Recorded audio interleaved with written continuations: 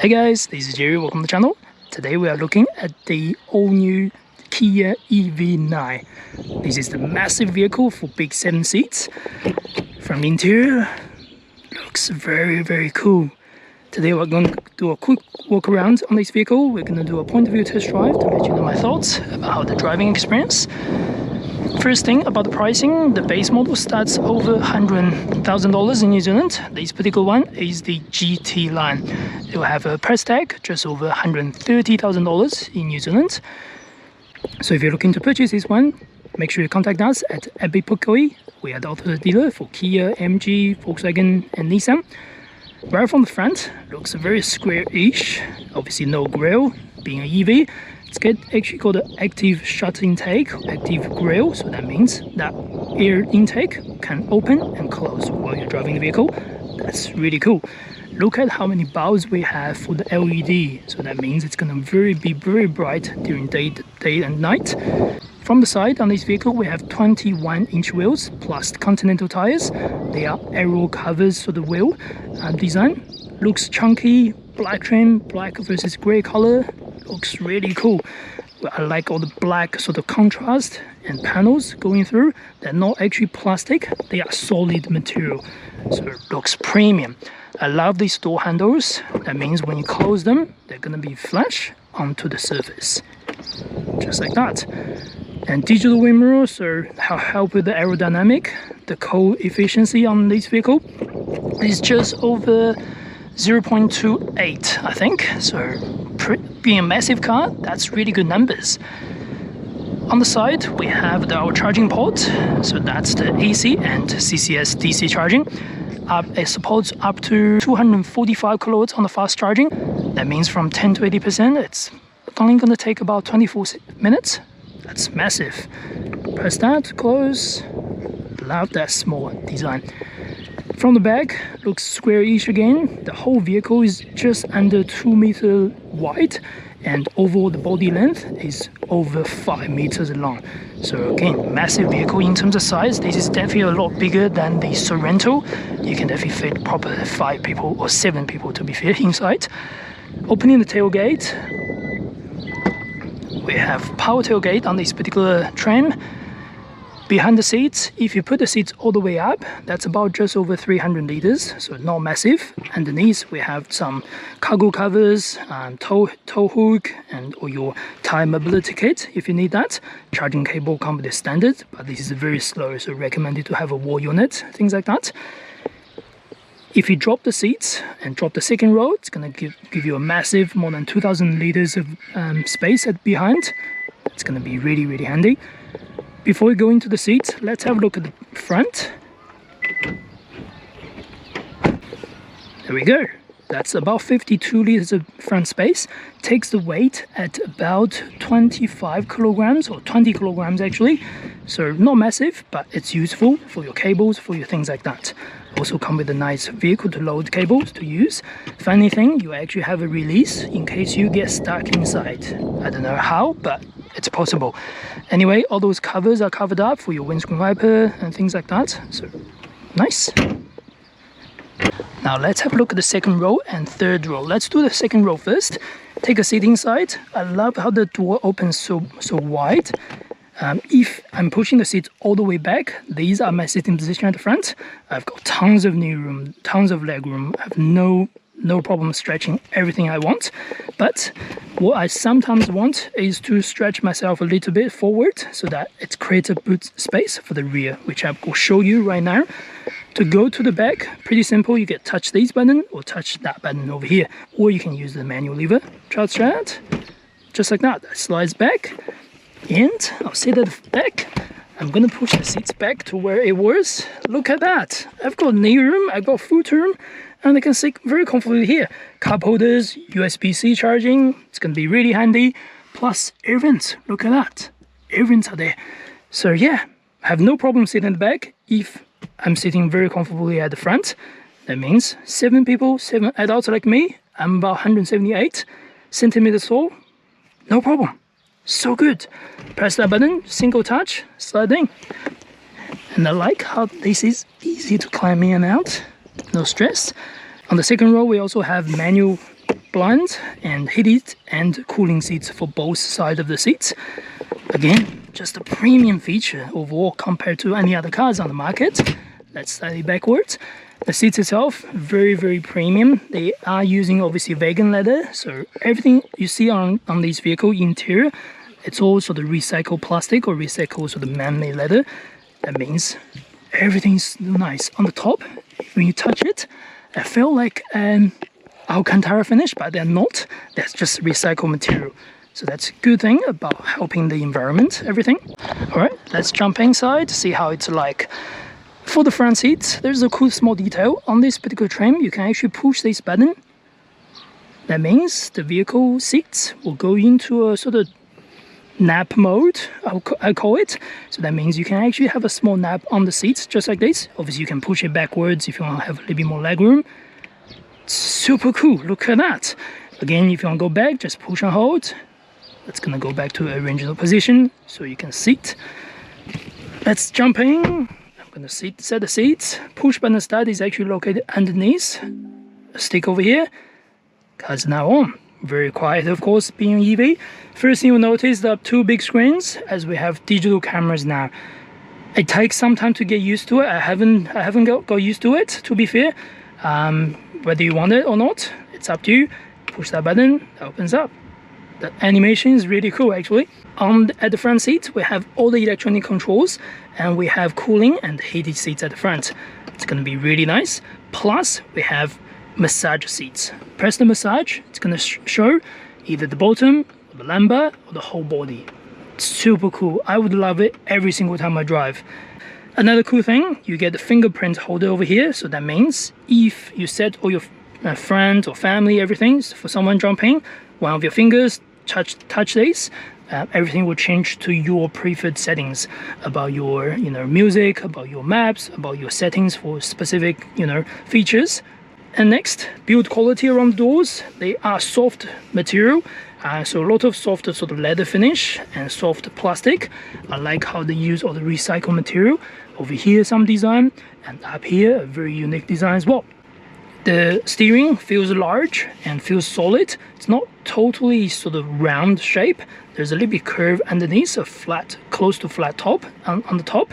And all the buttons are very similar to other Kias, but I do find these screws instead of push buttons compared to the last one. Drive mode and terrain mode underneath. This particular vehicle is all-wheel drive version, so I have the all-wheel drive traction control, things like that. And in terms of dashboard and the display, they are both 12.3-inch display, so that means massive for whatever you need, plus a heads-up display at the front. In terms of graphic, very sharp, very easy to control. There's a lot of settings, so many settings to be fair to name. Vehicle, lights, seats, and all that things. You can even search specific settings over here. That's the crazy part of it.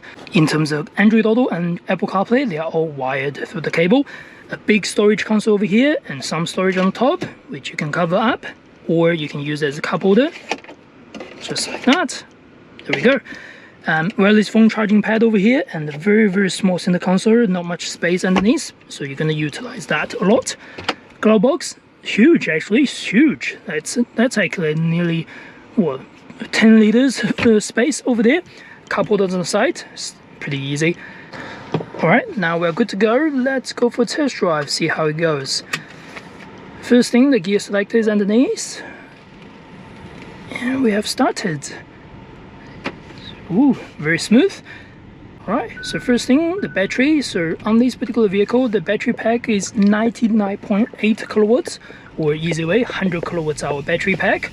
That means you get a standard driving range under WLTP for around 505 kilometers.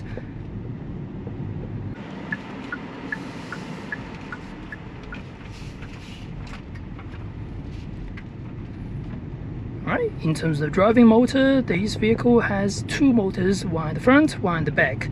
So that's how to combine the all drive traction. Combined, you are getting 282 kilowatts of power and 700 newtons torque. So massive numbers for the power, everything to drive this vehicle. It's not supposed to be a super sport car, by the way, but it is very comfortable, very easy to take over, very easy to take anything. If I'm gonna thrash, just like that. The power take is just so that easy on EVs. Obviously no transmission, just single speed to go through any speed gears. You do have different drive modes, which we can go through normal, sport, things like that. We're gonna test the sport soon, so bear with me. Next thing I want to talk about is visibility. With the digital camera, it's gonna be quite awkward to work on it. From the first, obviously, you always want to look at the camera on the other side, but instead you have this display panel inside. The reason for that digital camera is to help with the aerodynamic, that help with fuel efficiency, not fuel efficiency, EV efficiency, of course. Yeah, overall it's okay, and we have a digital camera, or if you don't have anyone sitting back, you can use the standard wind mirror. That wind mirror is crystal clear, you can see everything at the back if there's no one behind you. But if you fit 7 people inside, it's very nice to have that digital camera. Yeah, overall visibility is no shortage or no issue at this stage, as far as I can see. I like how the screen is lower than the dashboard, so we have no problem sitting in front of us. Let's go to the drive mode and see how this goes. So I have no one behind me. Let's slow it down to 20 and foot down. Wow, not bad. That's certainly not bad. It did, you know, push me behind the wheel, and we're not even on, you know, good sail surface, things like that. Let's slow it down again to 20. Test how it goes. Cool, not bad at all.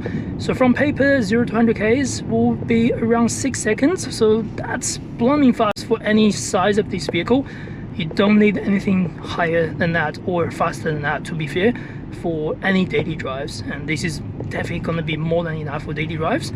On sport mode, you can feel the suspension is a little bit heavier as well. The steering gets a little bit heavier as well. There's a lot of traction, torquing, things like that. It's very sharp, going to different angles. You can feel the vehicle is listening to me. Cool, very cool actually. Very enjoyable to drive. Sometimes in sport mode, you're not feeling we're driving a big car like this. It feels like a small car because the steering is so sharp on this sports mode. Now let's quickly go back to normal just to see how it performs on this road surface. Still decent.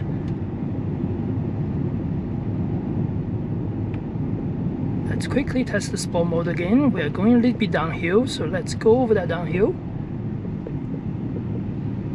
Let's go to 0.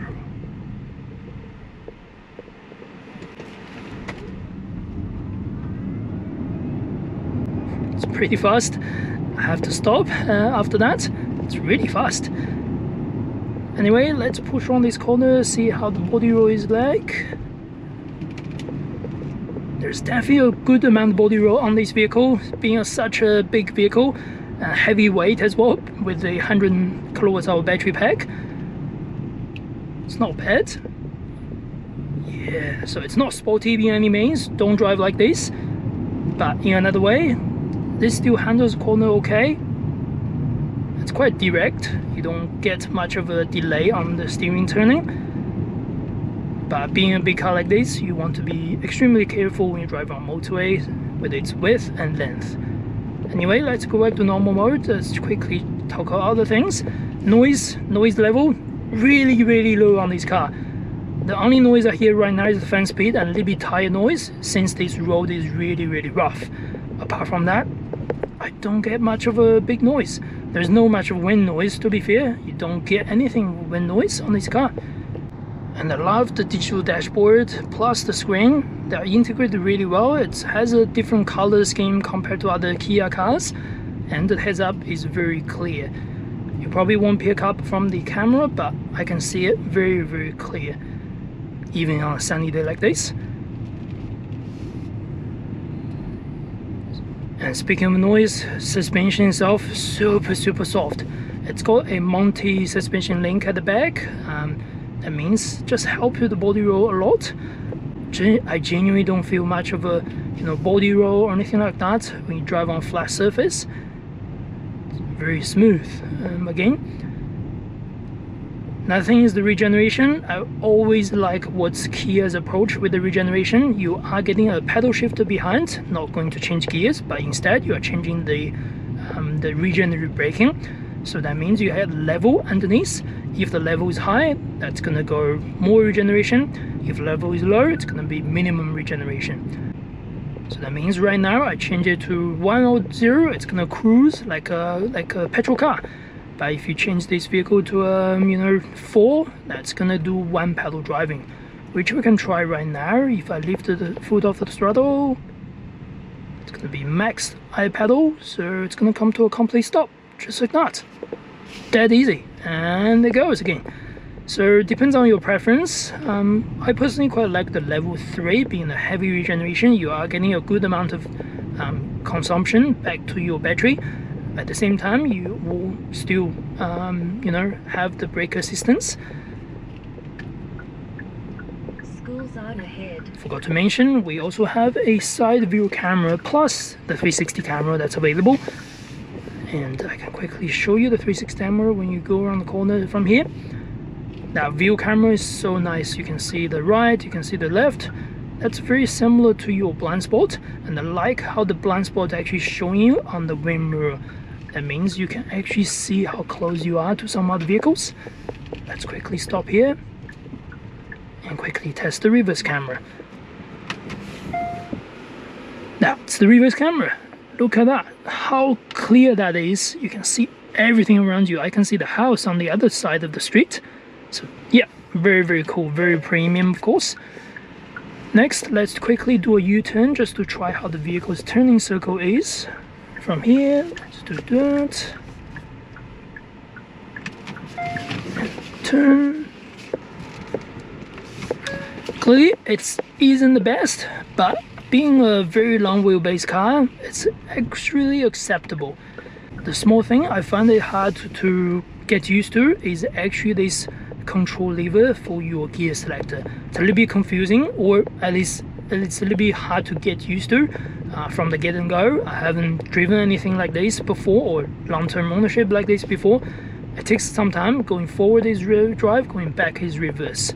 That's actually a little bit different from some other petrol cars. You're going forward, that's reverse. Going backwards, that's drive. Again, small touch, small point, in case you want to know about those things. Anyway, I'm pretty sure you'll get used to all the functions or the features fairly soon, as everything's really intuitive. There's also one thing I forgot to mention, is these quick buttons underneath. Under the sun, you don't really see them. Unfortunately, at night, they will light up, and you know they are there. Other Kia vehicles, they are actually a control panel, which a slightly LED screen, which you can, you know, you're touching them. Where on this vehicle, there are haptic feedbacks. If I want to go to setup, I have to push it down. See, it didn't work this time. There we go, now it works. So it's a little bit hard to get used to be fair, and it does take some time to find those buttons under certain sunlight, so it's not the most intuitive buttons. But all that thing, the screen itself is super easy, super crystal clear, and just easy to control. It's a little bit on the dark side. Hopefully you can go into the white mode if you want to choose one of that. But overall, easy to use for most of the majority functions. And going around the corner, going around the city, just super easy. And with the vehicle sitting so high, I can see everything around me, like the roundabout, like the giveaway sign. I can find everyone around me, being sitting on such a high vehicle.